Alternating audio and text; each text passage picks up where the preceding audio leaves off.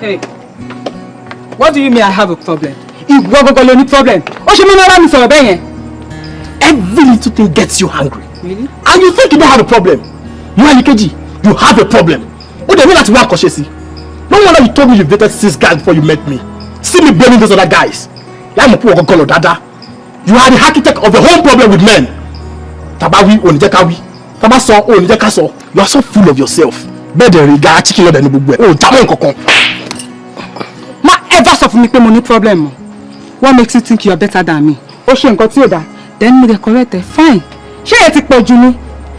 At this junction, near Balai Bitiade, me Oshimo, Kolukaluku, Maloni Lotti. It's a manager tele. What she? Who can go work? One call Morocco your motor.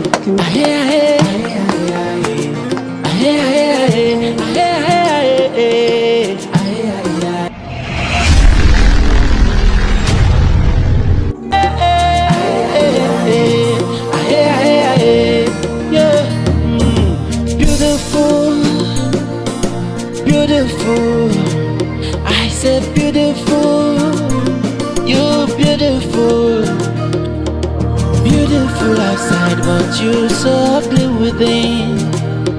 Ah, beautiful, you're beautiful, you're beautiful, you're ugly within. I'm in cold,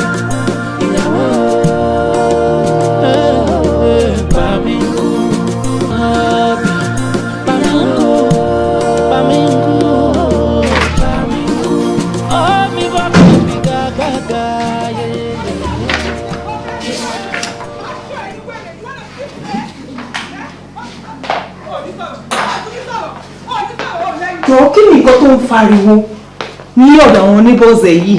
Kí ló bá ṣe wọ́n náà? Kí ló ń jà lé lórí? Ṣé ó ń jà nítorí bills ni àbí kí ni? Bills? Ta ló ń kún bills san bíbá? Everybody ń san bill ẹni. Mr. and Mrs. Lemobayo ló tún ti bẹ̀rẹ̀ wàhálà wọn. Bó ṣe máa ń ṣe nìyẹn. They appear to be in love but every time Ọlọ́run ló mọ nǹkan tó ń fà jà wọn. For real? Yeah. Tó bá dẹ̀ ń jà bá. Ṣé ti rí? Ṣé wọ́n? Ìyàwó yẹn ló máa gbọ́ voice fatafata tó bá jà. Ó máa pariwo ni. Tó bá wọ́n pariwo bẹ́ẹ̀ yẹn mi ò ní kó máa jà. Wọ́n ò ní máa constitute nuisance ní compound kó máa disturb peace gbogbo àwọn neighbors wọn. As long as tí mo bá ti wà níbí báyìí kó jọ kó máa jàjà wọn kó kó àwọn olùyàrá wọn. Jọ kí n tiẹ̀.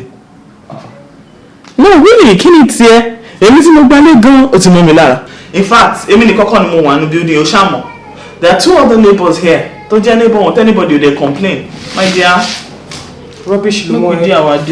Rubbish ló mọ́ ẹ lára yẹn. Rubbish ló mọ́ ògbó yín lára nínú ilé. Really? Could make sense now. Even for my own sanity. Àwọn kan máa constitute nuisance, àwọn máa pariwo. It's called noise pollution. Kò dá fún eardrum mi gan. Filẹ̀. I have to protect my eardrum. Túlẹ̀.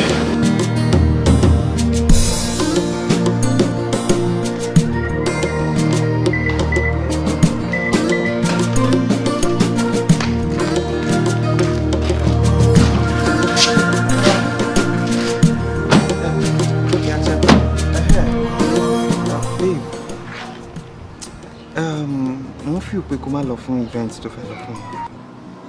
Mo ṣe máa ní kí n máa lọ. Ọkàn mi ò kọ fẹ́ kó lọ ni. Báwo ló ṣe máa ní kí n má lọ síbi tí mo fẹ́ lọ? Má bínú. Torí pé dáhùn pé ó ti fẹ́ sọ di ìjọ̀gbọ̀n mọ́ mi lọ́wọ́. Èyí tó ṣe bá mi fà ní last week gbogbo àpá yẹn ṣì wà lára mi. So you can ó lè suit ara ẹ. Wait, èwo la sọ tún sọ̀rọ̀. Ṣé bí mo ti bẹ̀ẹ́ náà?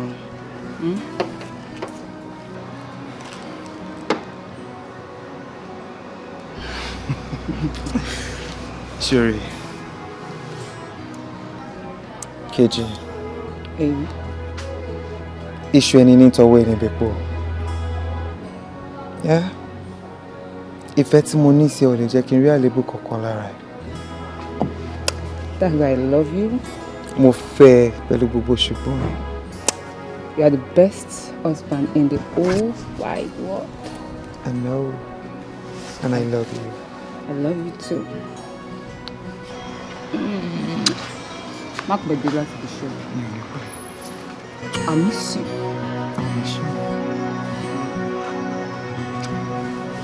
I'll check into the matter.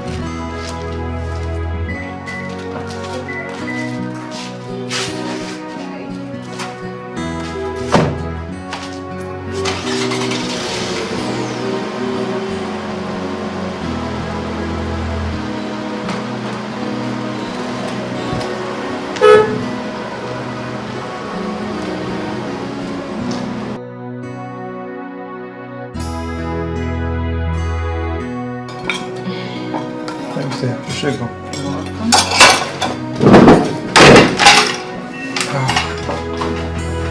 Moleque, apoia.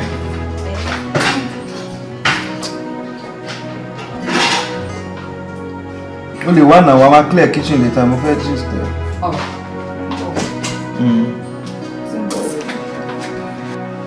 Thanks for the meal. You're welcome. Yeah. Well, our board of directors to meet L'Oreal Johnson. Really? He's been fired. Oh my God. Listen, I know I should me go. Pẹ̀lú gbogbo ọ̀rọ̀ tó máa ń sọ nípa bọ̀bọ́ yẹn. Ṣorí máa sọ ẹni tí ó bá ti ní ìtẹ́lọ́rùn lé ayé yìí nǹkan tójú ẹ̀ máa rí. Bọ́mọ kan bá dúpẹ́ pé tó máa rán lọ sẹ́wọ̀n kò lè bọ́ ń bẹ̀ ọ́, but bó ṣe lé yẹn ṣì wà okay. Wọ́n fún yín lówó, wọ́n gbé owó tapatapa fún wọn ní kẹ́ lọ set up another branch. Ẹ̀dẹ̀ la owó yẹn. Wọ́n la everything. I'm telling you. Báwo ló ṣe fẹ́ ṣe láìpẹ́ àti ayé family? Báwo náà ṣe fẹ́ máa live by? Wọ́n á cope now.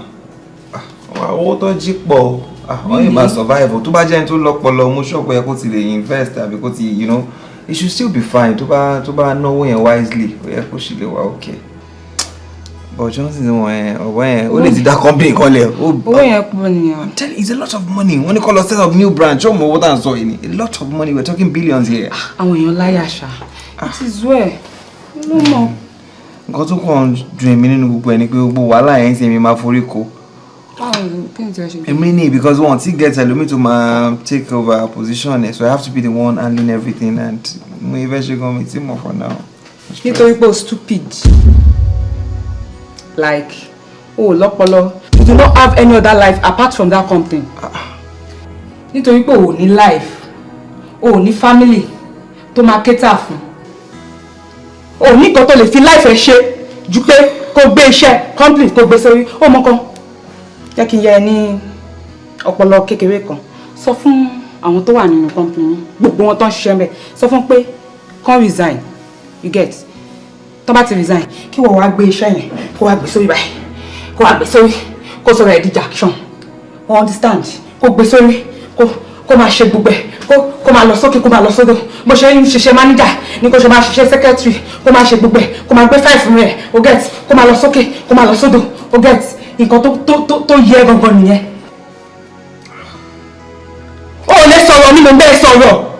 Kejì, just calm down. I should calm down. Why are you like this? Like, I'm mad. So mo ti jẹ̀bi báyìí sin tí mo pe ìyàwó mi jókòó pé kájọ gist o. So is it my fault that I see my wife as my friend? Mo máa discuss nǹkan tó ń ṣẹlẹ̀ níbi iṣẹ́ mi fún. Why tó ṣe ń ṣe báyìí náà? Ó ní mí lára now. Kejì, you're too troublesome. Wàhálà ẹ ti pọ̀ jù. You keep coming up with drama every day. Kí ló dé? You're full of drama. I'm full of drama. Yes. Are you serious? Nǹkan tó mọ̀ ni má bẹ̀rẹ̀ o. I'm full of drama. Má bẹ̀rẹ̀ o. Okay, you want to see drama? What is drama? That is drama. Ó sọ mí di wèrè. Tí bá sọ̀rọ̀, ò ní jẹ́ kí n sọ̀rọ̀. Tí bá ṣe báyìí, wà ní pé mo ṣe báyìí. Tí bá sọ̀rọ̀, tí bá sọ pé nǹkan kan ṣẹlẹ̀ o, wà ní pé mo ti pariwo jù, mo ti sọ̀rọ̀ jù, mo ti ṣe léyìí, mo ti ṣe gbogbo èèyàn. Experience. Láàárọ̀, wàá lọ bí orí tó ń sọ́ǹgì. Yóò ní lójú ẹ̀ lẹ̀. So mo wá ń jà fún ẹ̀tọ́ mi. Ó ní èmi mo full of drama. Mo ti show any drama. Mo ti show any drama. Gbogbo ṣe ń ṣe fún mi. Ẹ wo bó ṣe ń ṣe fún mi o. Ẹ wo bó ṣe ń ṣe fún mi. Ó ti sọ mí di wèrè. Ó ti ń sunkún. Alábòsí. Mo ti pa ẹ́. Mo ti pa ẹ̀gbọ́n mi. Mo ti gún ẹ́ńgò. Bẹ́ẹ̀ ni pé kò jọ kó má. Ṣé bí wọ́n lọ sọ pé jọmọ kùn mí sí? Ṣé mo tẹ̀ fẹ́ show ara mi fún ẹ? No. I want to show you place. Mo fẹ́ rí wẹ̀rẹ̀. No, you know I love you. Ṣé ni yóò máa bójú bí egbére? Kàkà kó mú wa lọ. Ẹwà ló mú relé ọkọ. Kàkà kó mú wa lọ lé ọkọ o. Ẹwà ló mú relé ọkọ sẹ́. A wise woman builds her home, but a foolish one tears us down with her own hands. Bukola, kí ni gbogbo nonsense tọmọ ẹ ṣe? Kí ni gbogbo pálapàla kí ọkọ ẹ máa complain nípa all the time? Kí ló ń jẹ lọ́wọ́ tí ò fi jólẹ̀? Ẹ wò, ṣé ẹ fi ìpè ọkọ kejì ní problem? Àbí ewu ní kọkùnrin wa kó máa tójọ́, kó máa ṣe ṣóṣòṣò kiri. Ọkọ ẹ ní problem o. Ṣé ohun tó máa sọ nìyẹn? Kí ni mo fẹ́ sọ? Kí ni mo fẹ́ sọ? Come on now, ọkùnrin ò kí ń rojọ́ bẹ́ẹ̀ yẹn. Tọ́kùnrin ò bá ní problem, ṣó yẹ kó máa tójọ́ kiri. Complain every time bíi pé mi ò kọ́ ọmọ mi. And I trained her. Ọmọ mi dẹ̀ gbẹ̀kọ́. Ọkọ ẹ̀ ló ní problem o. Really? Yes. Really? Kó ṣáà máa rẹjọ́ ọmọ mi fún ká. Àbí òun ni kọ́kùnrin máa tójọ́. Ó ga o. Oníṣòṣòṣù. Iná lójú iná lẹ́nu láì jẹ́ kí ṣe Ṣàngó.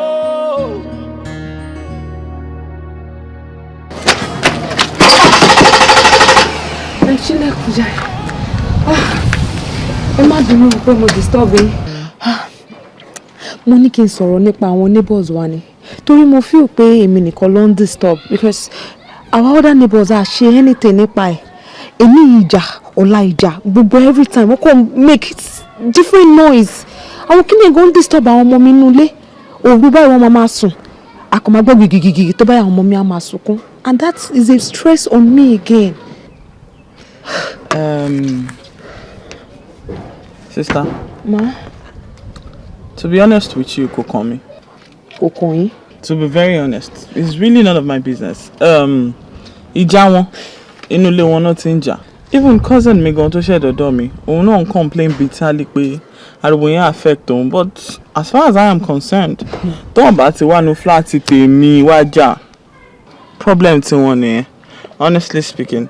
Ẹ surprise mi gan o, kò kàn yín kẹ̀. Kọ́ máa bá jà wọn lọ́lọ́run á fèrè sí. Pẹ̀lú gbogbo ariwo gìgìgìgì kan. Ó bọ́dà yín gan àbí? Ó bọ́dà pé kò ṣe ní bọ́dà mi. Tẹ́ bá ní nǹkan tẹ́ lè ṣe sí, ẹ ṣe. Ọlọ́run á bá yín wọ ọmọ yín o. Àǹtí. Ọlọ́run á tọ́jú yín. Ó tún bẹ́ẹ̀ kó máa wọ́n ká tọ̀ mí. Kí ló jẹ yóò ná? Kí ló ṣí ẹ? Màmá bá ìjọba bá ti dé. Ó ní sọ̀rọ̀. Ó tún ní sọ̀rọ̀. Ó ní sọ̀rọ̀. Ó lẹ́nu. What? What? Kí ló ṣẹlẹ̀? You need to stop. You need to stop this. Yíyọ ẹkún mi ò kí n ṣe tójó. O ti ń gún mi gàlégàlé ju o. Ṣùgbọ́n pé the fact that o máa ń ṣe gbogbo kíni mi ò kí n gbọ́wọ́ sókè kò mẹ́pọ̀ mi ò gbọ́ òmò ọkọ tí mo dàbí wọlé dá mi mú o. I wasn't just trained like that. O fẹ́ nà mí. Mi ò ní mo fẹ́ nẹ̀pọ̀ gbogbo wàhálà tó fún mi ti pọ̀ jù. Ó yá nà mí. Mo ní kò nà mí. Mo ní kò nà mí. Kejì stop. Mo ní kò nà mí. O fẹ́ ní wẹ̀rẹ̀. Màá ṣọ ẹ̀yin wẹ̀rẹ̀. You wanna fit me? Ẹ fẹ́ nà mí. Bó ṣe rí. Bó ṣe rí. Ìwọ nà mí wọ̀. Mo wá mọ̀ pé bàbá mi mọ̀ yàn tí ẹ fi bàbá mi lẹ̀. Wàá mọ̀ pé ìyá mi mọ àwọn èèyàn. Mo bẹ́ẹ̀ sọ̀rọ̀. Bàbá ti dé. Bàbá ṣe gàdígàdí. Bàbá ṣe gàdígàdí lébi lórí.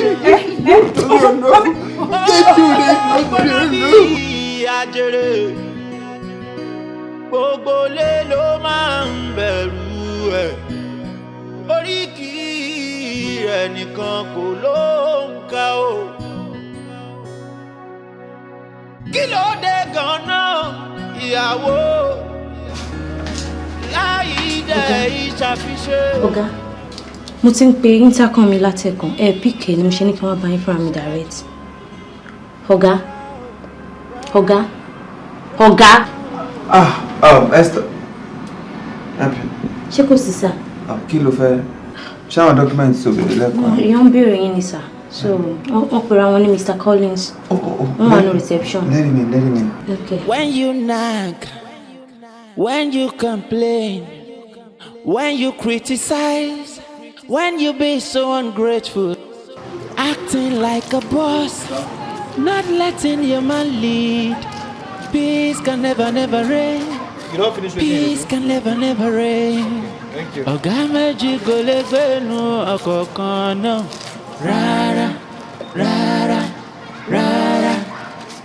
Ọ̀gá méjì kò lè gbénu ọkọ̀ kan náà. Rárá. Mo ṣe gbé láti Àbújá láàárọ̀ yìí. Mo yìí máa wá sọ́kì gan máa tó rọ̀lẹ́. Oh good, one on board. Okay. I'm married then. Ọ̀gbẹ́ni lọ́jọ́ kílìṣì òṣìwò jẹ́ kílìṣì rí láyé ẹ̀.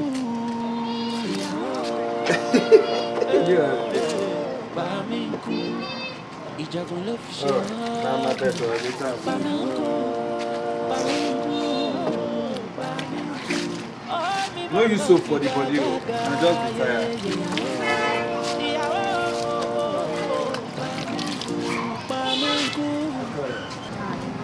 Okay. Yeah, well, okay.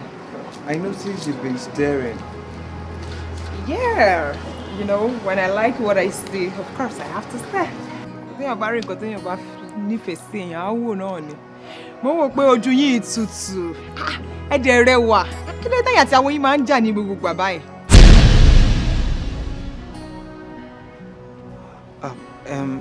Mo ń kánjú lọ bí iṣẹ́, so I need to run.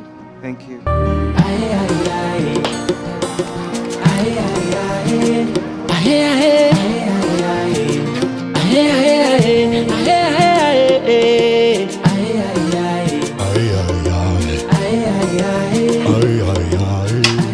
Daniel, check us out of now. You can't continue like this. You have to do something. Deji, do something. What am I supposed to do?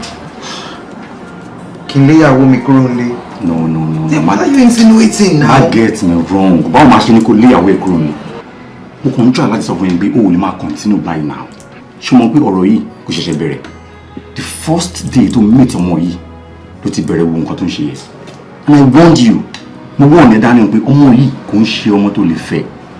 But òkè ti kún oní olóòfẹ́ ò fẹ́ fẹ́ ẹni fẹ́ fẹ́. Ṣé o ti rí nísìn? Ṣé o ti rí nǹkan tó ń ṣẹlẹ̀ nísìn? Deji. Yes.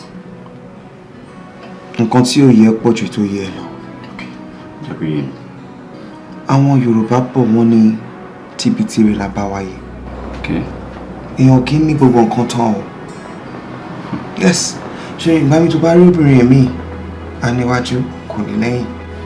Èmi àwa á lẹ́yìn kò ní níwájú. Èmi àwa á fine, á funfun, á smooth, á pretty kò ní níwà. Ṣorí kejì tó ń wo yẹn, she might be a drama queen, she might be full of trouble, she might only ní jọ́gbọ̀n kó dá lérò kó ṣe gbogbo ẹ̀, but ìwọ negative side ẹnìkan ló ń concentrate lé lórí. There is this good side of her you're not seeing. Fine, she might be troublesome, full of drama, naughty, dá lérò ṣoríṣiríṣi, but she's a blessing to my life. Blessing? Yes! Tí gbogbo èèyàn ní ayé ìbá tiẹ̀ gbàgbé kò yẹ kó jẹ́wọ́. When I had nothing, tí mi ò ní nǹkan kan kejì nìkan ló dúró tì mí. Ó Deji ṣó ti gbàgbé nígbà yẹn tí mo lé contract for almost 2 years. Ìgbà tí mo pàdé kejì ni mo rí contract yìí. Wọ́n pè mí ní straight pé ọ̀gbẹ́ni owó ló ní contract yìí o. Mo gbà tí mo rí gbogbo ìgbà ẹ̀ tó ń ṣoríṣiríṣi mo ní mo ò ṣe mọ́. The very day tí mo pe kejì pé I'm no longer interested, wọ́n gbá mi láago ni pé ọ̀gbẹ́ni, we're taking this contract off you. Má rẹ́rìn now. Kò pé wọ́n wí tèmi àti kejì resolve gbogbo kíni ìjọ yẹn gangan. Ó pè mí padà pé hello Mr. Daniels, you're getting this contract. Ṣé mo ṣògùn ṣé mo ṣe anything ni? But tó bá ní òye tí ọpọlọ yé tó lójú náà mọ̀ pé yes ẹni tó ń bá ń ṣe tó ń fàyà lù òun ló jẹ́ gbogbo kan máa dún fún yàn náà. Kejì is a blessing to my life. Daniel, má get it wrong. O kàn wá coincidental. What are you talking about? Okay, nísùúrù gbogbo àfẹ́ coincidental lẹ́ẹ̀mẹ́rin ọ̀tọ̀ọ̀tọ̀ and several other things mo ti ẹ sọ fún ẹ. Daniel, So kejì ló ń gba contract fún ẹ. So torí pé ń gba contract fún ẹ ló ní kó máa nù ẹ kó máa gba ẹ létí kó máa gba ẹ do all the time. Be a man for once, guy. Òun ṣọmọ kékeré now. Òun ṣọdẹ now. Oopsie, Deji, anything for love? Látàárọ̀ láì ṣe tó ń bọ̀ lọ́rùn ṣátọ̀ ló ti ń bọ̀ ni kí wọ́n dẹ̀ máa keep to time wọ́n ò lè this Nigeria gan-an àdúgbò látàárọ̀ tí mo ti ń pè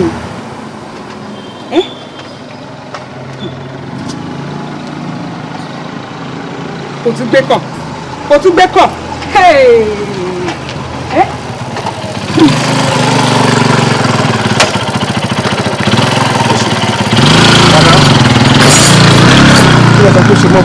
látàárọ̀ tí mo ti ń pè ẹ́ ó dẹ̀ dá mi dúró síbí báyìí pacing around like a fool kí ló máa ń ṣe èèyàn náà.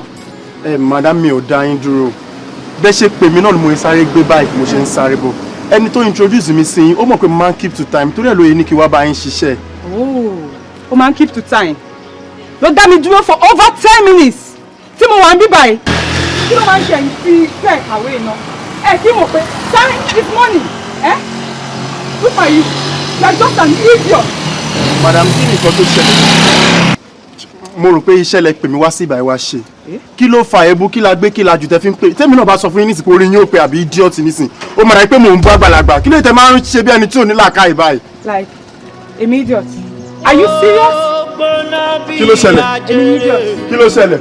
èmi ni idiot. ẹ fẹ́ fi iṣẹ́ mi ṣe mí lọ́sùn. are you mad. kí ló ṣẹlẹ̀ kí ni mo ṣe fún yín. kò fẹ́ já fún ẹni ó síwìn ni èmi ló bá sọ̀rọ̀ ẹni à.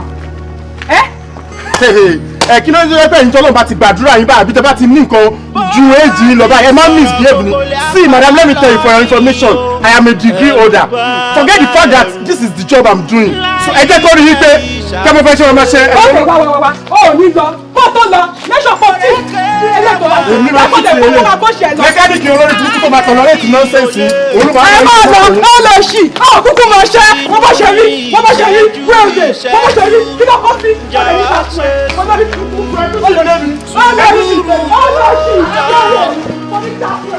ohun tá a fẹ́ sọ ṣe ní gúrégé o yeyeye orékèlè wọn bó bá fẹ́ gbélé ọkọ ó yẹ kó ṣe sùúrù tó lọ́jọ́. You don't know say na àti pé on the one expect to go on so dandan mo gbọ́dọ̀ tán on. káàtó rà fún mi tó gbé kí máa gbé jáde kí máa gbé. ó rí bó ṣe rí àbèrè pẹ́sán lọ́wọ́ mi. àǹtí ẹ̀kalẹ́ àǹtí mo. kí ló ṣẹlẹ̀ kí ni mo bà ní nígbà yẹn kí ló ṣẹlẹ̀ gbogbo kí ló dé. Calm down. I'm just trying to be nice. Mo okay mi àti ìjọ ń gbénulé neighbors ni wá. Dẹ̀ ní conversation rí. Mo dẹ̀ mọ̀ pé it's my civic responsibility to be cordial with you. That's it. Criminal responsibility ló bá pè. Kí ló ṣẹlẹ̀? Kí ni tèmi àti ẹ? What right do you have to tell me to greet you? Kí ló ṣẹlẹ̀? Ṣájọ́ ṣiṣẹ́ pọ̀ ní àbájọ ní business pọ̀. Ṣé mo fi business lò ó ní? Kí ló dé? Mo ń bá tèmi bọ̀ láti ta. Ó sọ pé kíkí ẹ. Lọ fi kíkí gbowó báńkì. Ó rí bó ṣe rí.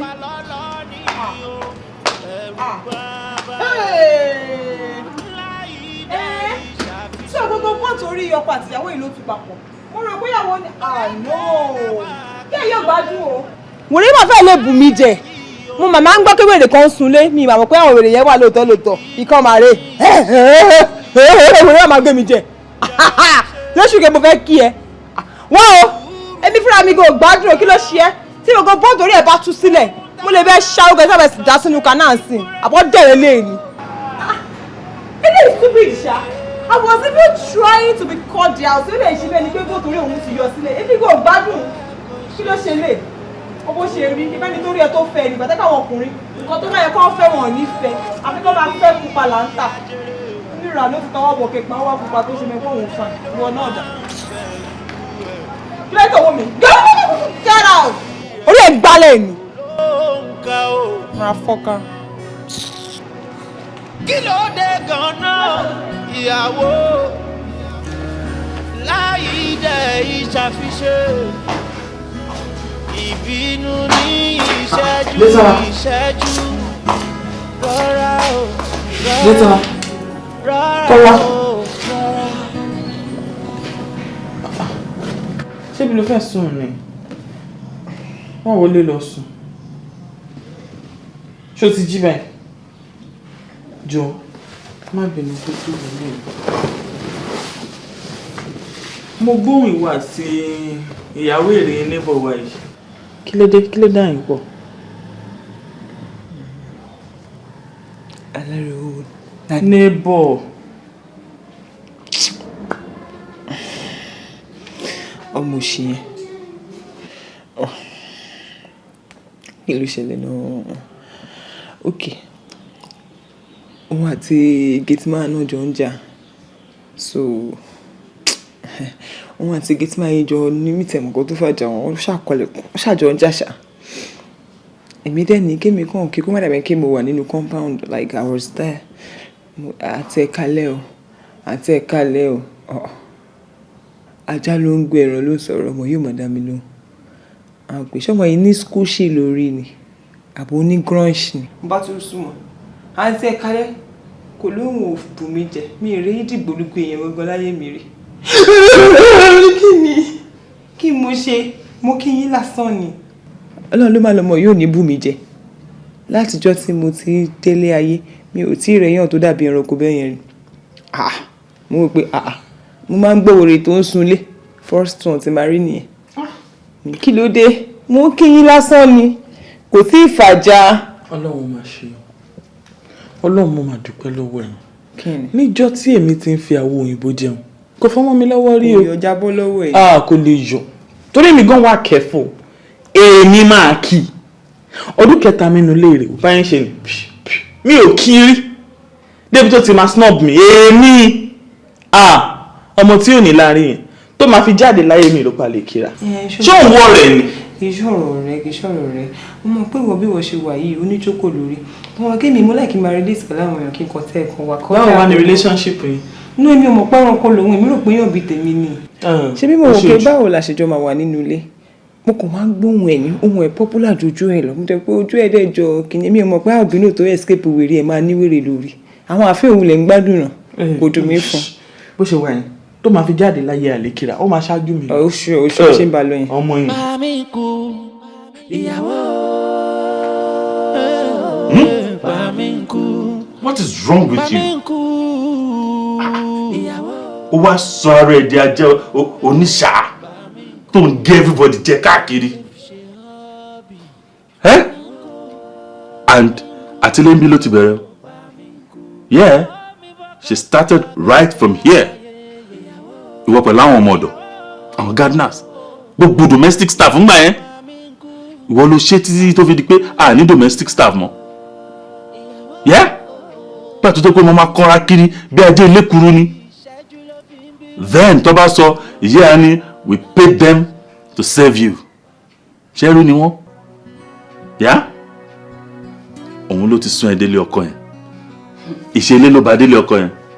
Well, Daddy, I have done nothing wrong. The only thing I do is I love to put people in their place whenever they do rubbish, and my husband is not excluded. Sweetheart, èyí tó ṣe yìí ó kù díẹ̀ káàtó. I know you love to put people in their place, but not your husband. Come on. Òun ló jẹ́ káwọn kan máa sọ pé ìyá ẹ̀ ó mọ̀ kí mi ò kí ń láì kí èèyàn máa insult mi. Wọ́n máa yí kó máa bú mi náà. Ìyá? Kábà má insult ẹ, má sọ fún pé ó kù díẹ̀ káàtó, kò kù díẹ̀ káàtó. Bó ṣe ń ṣe gan ló dáa. But let me tell you something. Yeah? Everything has got its elastic limit. Àgùntàn gan tó bá tì débi ògiri. A kọjú sẹ́yìn ìwé ẹni tó ń tì. I do meh because kò síbi tó fẹ́ lọ mọ́. That is to tell you pé tó bá pín ọkọ ẹ lẹ́mìí tó fi kọ̀ ẹ́ sílẹ̀ lórí jàgídíjàgan tó ń ṣe. be sure that you don't have a place here. In fact, Marco Elomo. Daddy, ẹ ṣì máa ń rí mi bí ọmọdé ni. I'm all grown and married now. Wo, èmi náà ní right kan o. Èmi náà ní right. Thank you. Yeah, you've got your rights, but not to be stupid. Yeah? Ìyá ẹ̀ yìí gan, bó ṣe burú sápò ara ẹ̀, kò jẹ́ gbómi lóhùn tí bá sọ̀rọ̀. À ń bèèrè kó wá ṣíwẹ̀ sókè lù mí. That is abominable. That is irrational. And hear what? Let this be the last time I will hear of such silly act. Amúnibúni ẹran bí. Ó fún mi lọ́rọ̀ sọ. Kai, ó fún mi lọ́rọ̀ sọ o.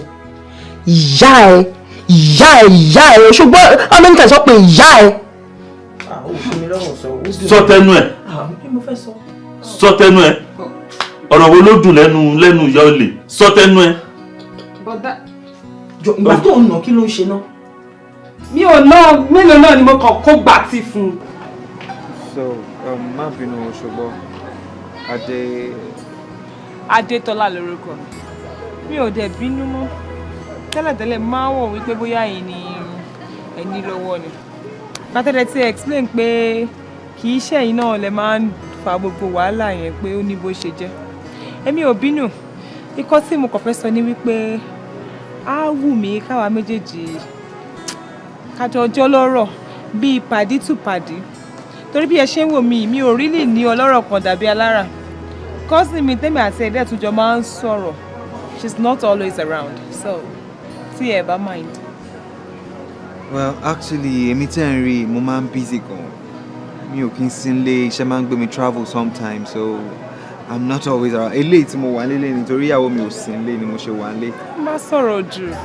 Tẹ́ bá ti wà nílé yẹn náà ni kì í ṣe gbogbo ìgbà náà, nígbà tí ṣe pé nǹkan mi wà ńbẹ̀. Ẹ jẹ́ kí n fún yín nọ́mbà mi. Bóyá kẹ́ save it 080. Wait, what exactly do you want from me? Friendship, that's all. Then you take it one step at a time. When I like something, I pursue it. Ìyàwó mi today. I'll talk to you later. Bamenku. Ìyàwó. Bamenku. Ìjàgbọ́n ló fi ṣe hobby. It's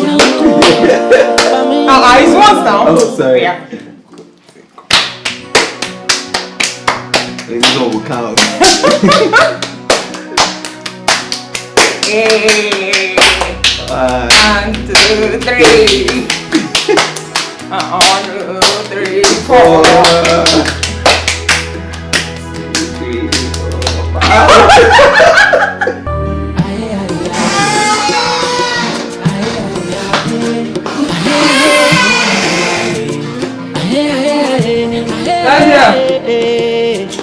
I'm home.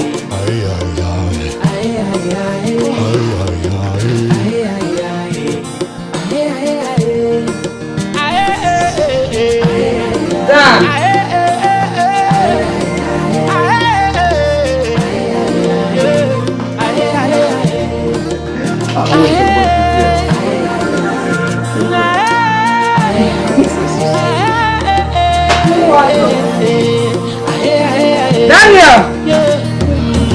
Beautiful, beautiful. I said beautiful. You're beautiful. Beautiful outside, but you're so ugly within. Ah, beautiful. You're beautiful. You're beautiful. You're beautiful. Yeah. Beautiful outside, but you're so ugly within.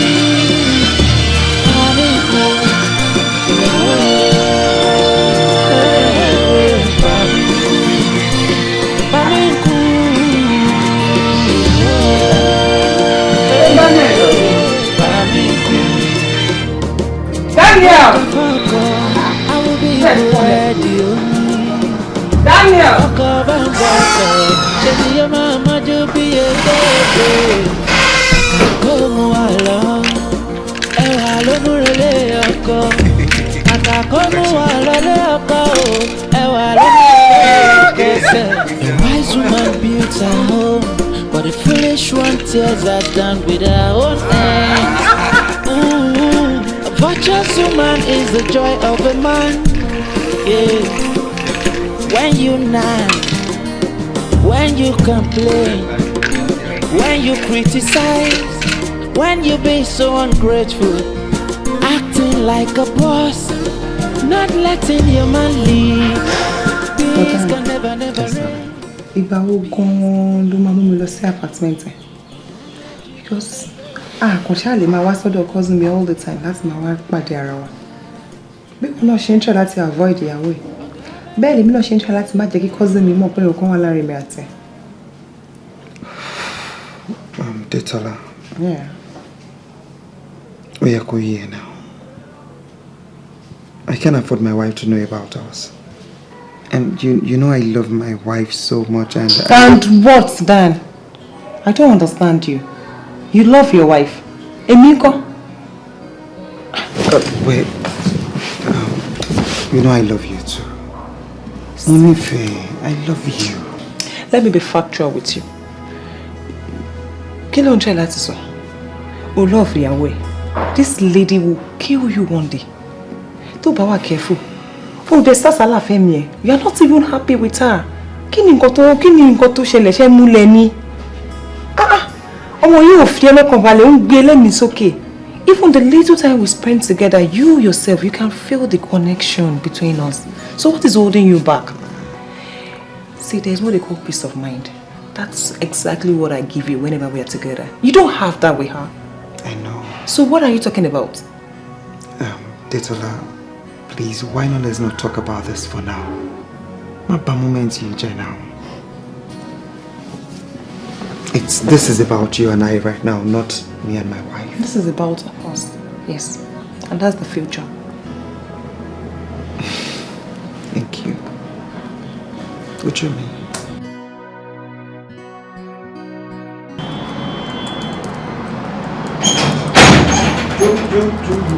Esther, wow. Good morning, sir. Good morning. Wow, sure, okay. Okay, sir. Yeah. Àwọn bitches maintain appointment. Wọ́n wá lánàá, sir. Oh, the fathers and co. Yes, sir. So wọ́n drop letter here. Wọ́n sì gbàgbé ṣá. So wọ́n sọ pé táwọn bá padà wá ní next week. Àwọn máa máa sọ yòókù pẹ̀lú yín. Good, since no more next week. All right, sir. Ó ṣe é gan, máa ṣiṣẹ́. But sir, ṣé kò sí? You don't stay in the office before you go. Okay, no problem, sir. Everything is fine. Are you sure? Okay, sir. Ó ṣe é gan. You're welcome, Thanks sir. for your concern. Okay, sir.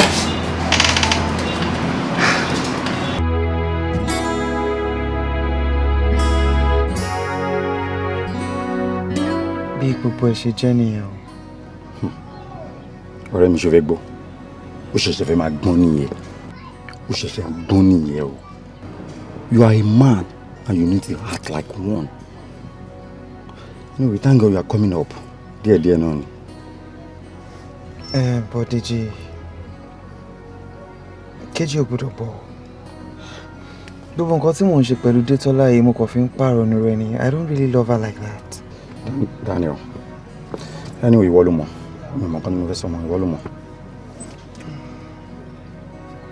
A máa ń pe ọ̀rọ̀ yìí lówe òun láro nù. Kí ni ìyẹn? Kejì ti fẹ́ máa love her. Sure. Daniel, is there anything wrong in that? Kí ló wrong níbẹ̀? Orí ọmọ tó fẹ́ máa help ẹ tó fẹ́ máa ṣe gbogbo nǹkan tó ń wá fún ẹ. Òun ṣe anyhow. Dúró ṣé ìyàwó ẹ tó gẹ́ ń pé ó máa lagimẹ́ lórí lọ́la, ó máa fún ẹ ní nǹkan lẹ́yìn lọ ní ọ̀túnla. Ṣé ẹ ló fẹ́ máa tẹ̀lé kiri? Wọ́n ti di last time tí mo gbé lọ sí hospital yẹ pé ó la nǹkan ọmọ ẹlẹ́yìn ni. Ó dìgbà tó bá tó pa ẹ́ kó tó ní sense ni ọ̀rẹ́ mi. Use your sense o. Kó lo brain ẹ̀ mo ń sọ fún ẹ̀sìn. Deji. Mo ń gbọ́ ẹ. Ẹni eégún lé kó máa rọ́jú. Bó ṣe ń rí ara ayé, bẹ́ẹ̀ ló ń rí ara ọ̀run. Kejì tí wọ́n ń wò yẹn, ó máa change. Ṣé wọ́n pé obìnrin tó bá nífẹ̀ẹ́ ọkùnrin lánìí jù bó ṣe máa ń ṣe wọn kò yá wọn gan fúnra wọn. I know she loves me and she can't help it. Ó máa change pa. Daniel, ó máa change. Serious. Anyway, Ọlọ́run yí padà.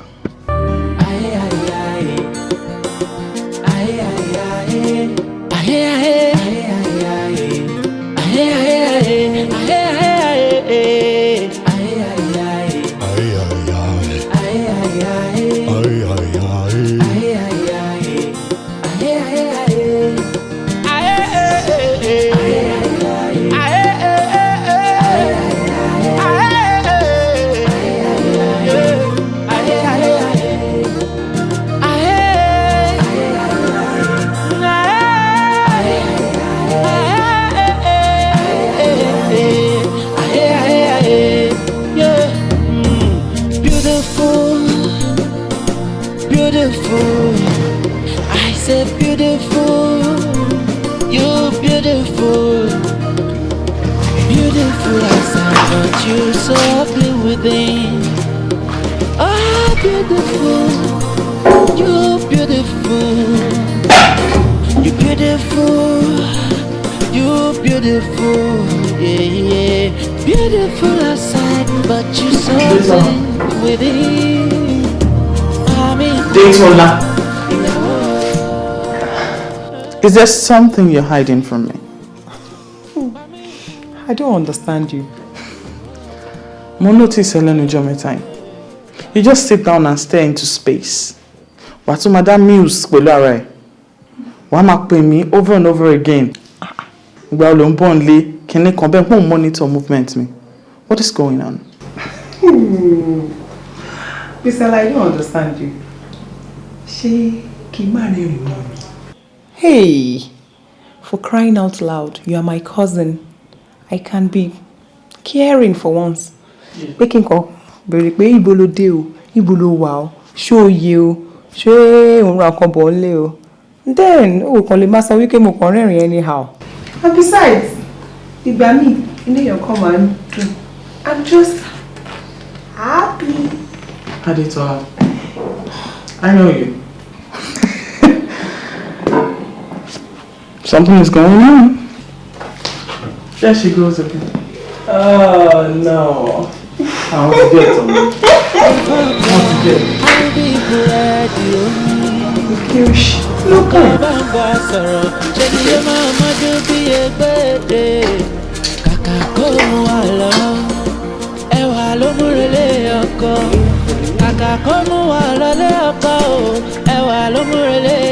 Baby, breakfast ready.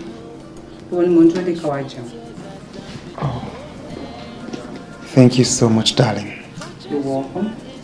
But I really don't feel like having breakfast today. But only by me packet if I did my gesture. Daniel, má tún pé other side of me jáde láàárọ̀ yìí. Mo prepare oúnjẹ fún ẹ. O jẹ. Ṣé o ti ń jẹun ta ni?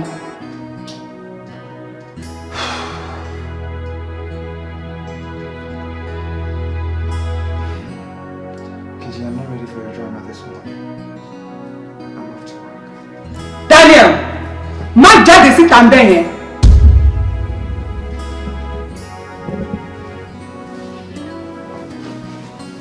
Kí má lọ síbi iṣẹ́. Yes. Kí má lọ síbi iṣẹ́. Yes.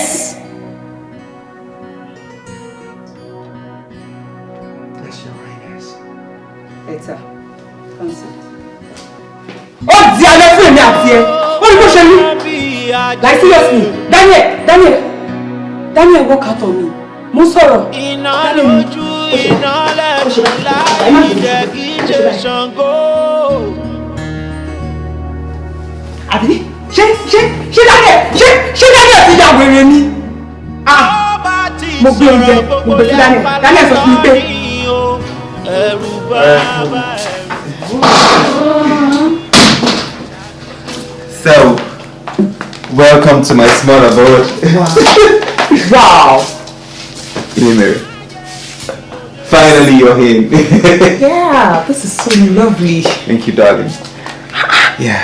I feel happy. Shego. Wow. No worry. Ilé ti dílé ẹni wákàtí. Madam ti lọ bí ṣe náà. Jẹ́ sọ́kọ̀ fún ẹ.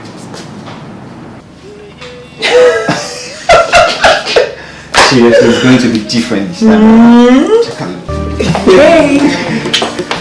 Oh my God,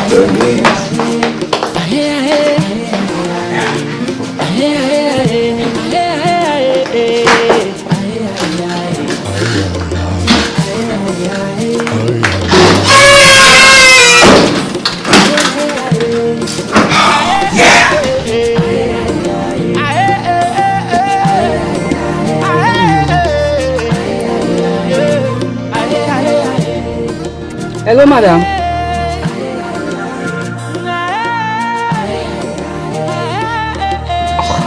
Mi mọ̀ pé ẹ máa wá lónìí o.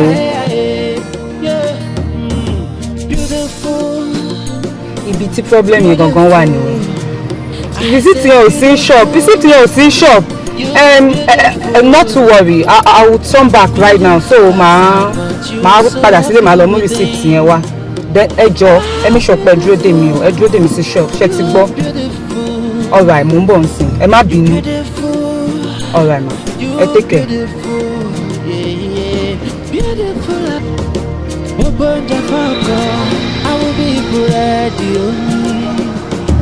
Ọkọ bá ń bá sọ̀rọ̀ ṣe ni yóò máa mọ́jú bí ẹgbẹ́ kàkà kó mú wa lọ ẹwà ló múrelé ọkọ kàkà kó mú wa lọlé ọkọ o ẹwà ló múrelé ọkọ sẹ.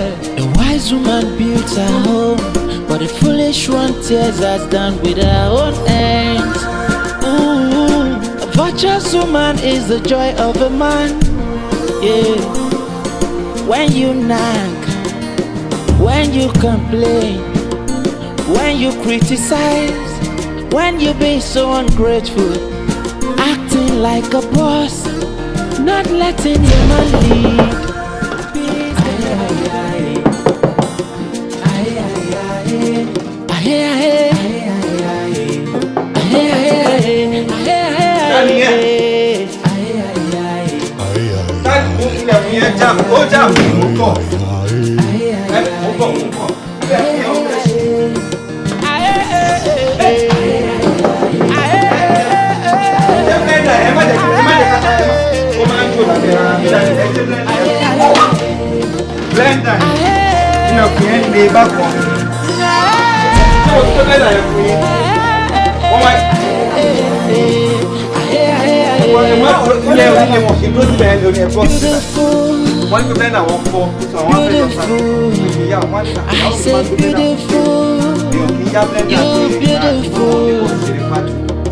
Beautiful outside, but you're so ugly within. You're beautiful. You're beautiful.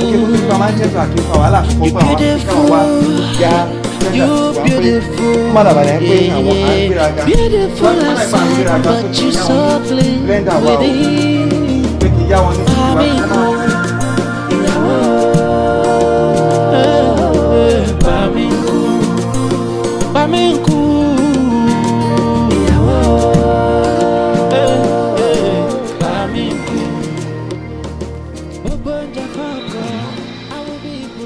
Hello?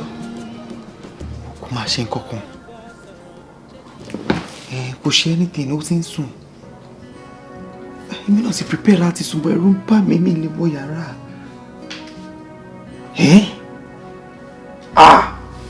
Kejì tèmi mọ̀. No, this is very unusual.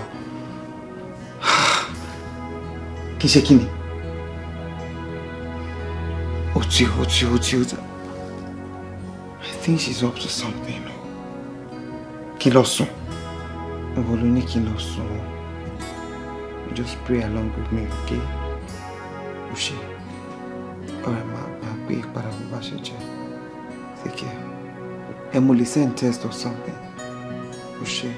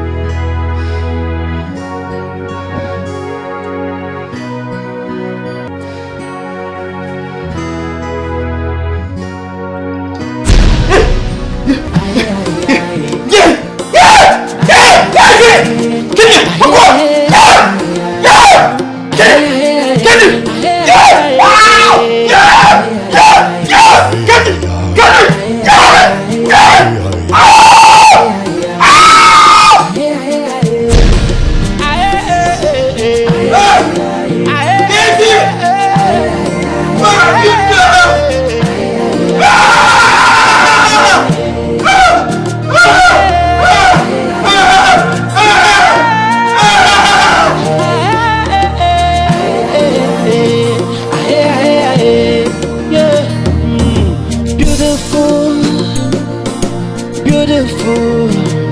I say beautiful. You beautiful. Beautiful outside, but you so ugly within. Ah, beautiful. You beautiful. You beautiful. You beautiful. Yeah, yeah. Beautiful outside, but you so ugly within. Paminku, ìyàwó. Paminku, Paminku, ìyàwó. Paminku. Gbogbo oúnjẹ fọ́kọ, àwọn bí búrẹ́dì omi. Ọkọ bá ń bá sọ̀rọ̀, ṣe ni yóò máa mọ́jú bí ẹgbẹ́. You kept something of this magnitude away from me. Tola! I knew you were not going to be in support of it. So, mi ò mọ̀ bí mo ṣe máa sọ fún ẹ. But mo mọ̀ wípé no one ó ṣe máa gbọ́ náà ni. Tó bá dẹ̀ gbọ́, ó máa sọ̀rọ̀ sí mi. Bí ti àwọn kẹ́kọ̀ọ́ tó máa dé báyìí ni, mi mọ̀ pé ó máa le débi pé màá wá nífẹ̀ẹ́ báyìí tí ó máa. What did you say? No, kí ló sọ nsìn? Ṣé you understand nǹkan tó ṣẹlẹ̀ ṣá? Do you understand the gravity of the situation on ground? Ṣé o mọ̀ pé tó ṣe wá gbéyàwó ẹ̀ wọ́n lè padà wá gbé ẹ ṣá? So o mọ̀ pé gbogbo nǹkan tó ṣẹlẹ̀ wọ́n lè bring criminal charges against ìwọ náà? No, o mọ̀ pé tó bá fa gbùrù máa eventually fagbó. You're sitting down here on sọ̀rọ̀ love. Jẹ́ kó lọ bá ẹlẹ́dẹ̀ẹ́ sọ̀rọ̀ kó lọ máa bẹ orí ẹ̀ kó má padà wá arrest. Kó má padà wá arrest ẹ pẹ̀lú ìyàwó ẹ̀. My dear, máa juwọ́ sí ẹ báyìí ni ẹ máa gbé lọ ni màá sọ fún ẹ. What is wrong with you? I'm nothing. You better snap out of that nonsense. Kí ló ń ṣe ẹ́ now? The guy is married. But he's not happy. So? No, do. Amúlùdún FM. My friend, pull yourself together. Kò pray kò má dèrò ẹ̀wọ̀n. Gbọ̀ngbọ̀n.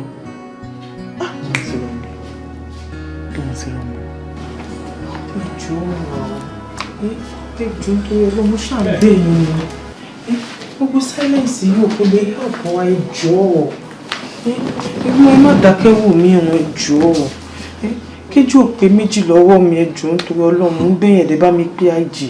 Àbíkẹ́ bá mi pé AIJE. Ó yẹ bá mi pé commissioner. Ẹ ń wò mí ẹ̀wọ̀n ní ẹ sọ̀rọ̀. Ó fẹ́ kí n sọ̀rọ̀. Mo fẹ́ kẹ́ bá mi. No, you want me to talk? AIJE. I will talk. I'll tell you a story. Bukola, in 1984, tí wọ́n bá mú olè, wọ́n máa ń fi ẹ̀yìn kún agbáni.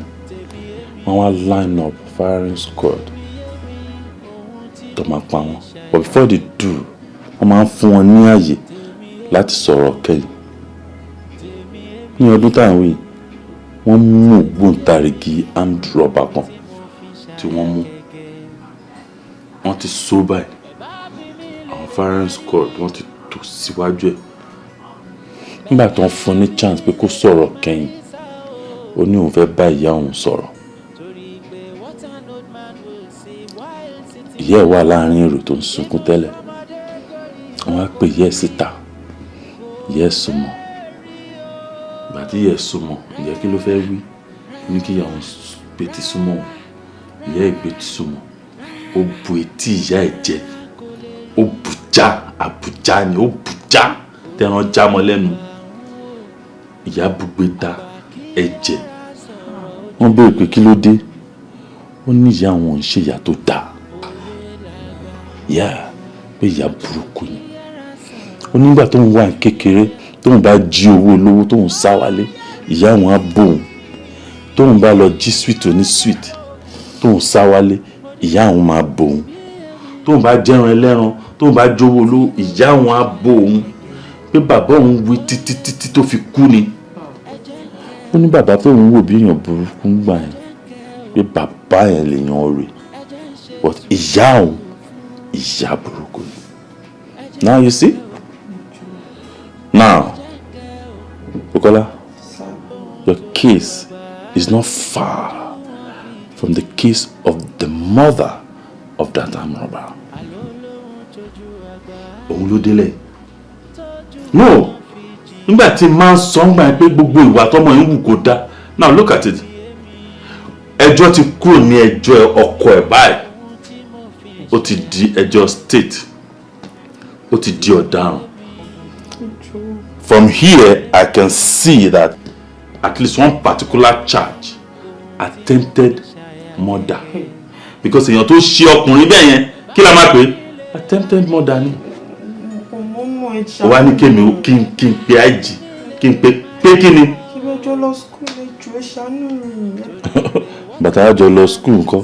Ṣé àjọ lọ school pé kí n dáràn sí lọ́rùn ni? I'm not moving an inch. Ẹni tó bá lọ́wọ́ yìí, ìwà àtọmọ ẹ ti pààrọ̀ gidigba. Yeah? You need to go there and apologize. Me ní problem pẹ̀lú ọmọ ẹ báyìí o. Ìwọ gan-an mo bá ní problem because you owe your daughter a civic responsibility of putting her right, training her right. Now, you need to apologize to her. For me, I'm done.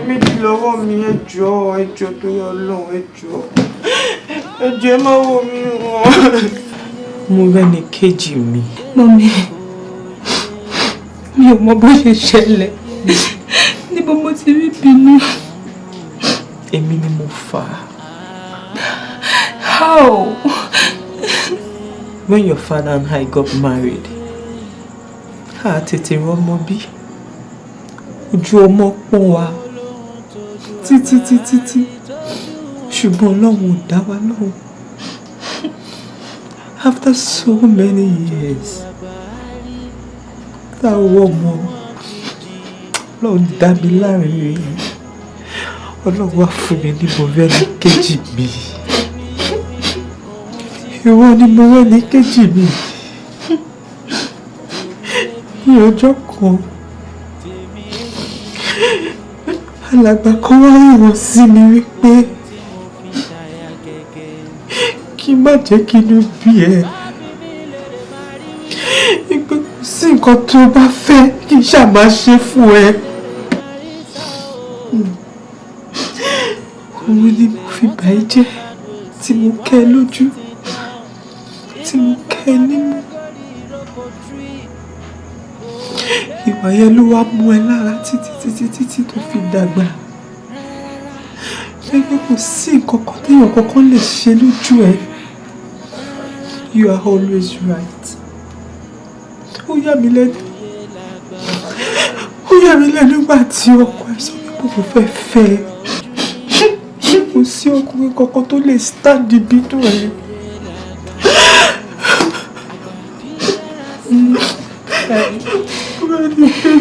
I was selfish, I was insensitive, I was not a mother, but it was not my fault.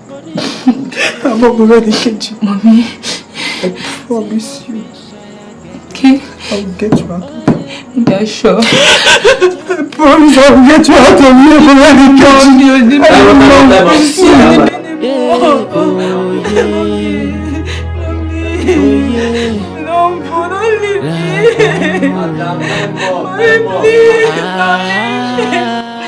Daniel, ilé mo bá yọ ọkọ mi ọ̀wọ́n.